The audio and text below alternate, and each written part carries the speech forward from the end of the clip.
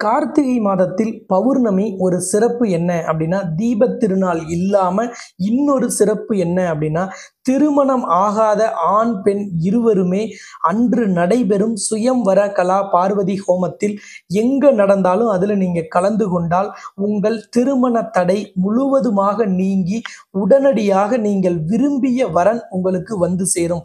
இந்த சுயம்வர கலா பார்வதி ஹோமம்ங்கிறது சிவபெருமானை திருமணம் செய்து கொள்வதற்கு பார்வதி தேவி செய்த ஹோமம். அந்த மந்திரங்களையே பயன்படுத்தி, அதுவும் மகாலட்சுமி ஆலயத்தில் இந்த ஹோமம் நடைபெறும் பொழுது கலந்து கொண்டால் நிச்சயமாக திருமண தடை 100% விலகும். அந்த திருமண தடை விலகி உங்களுக்கும் விரைவில் வரன் அமைய உலகின் முதல் அஷ்டலட்சுமி நவகிரக திருக்கோவிலில் நடக்கும் ஹோமத்தில் கலந்துக்குங்க. அதற்கான நம்பர் ஸ்கிரீன்ல தெரியுது.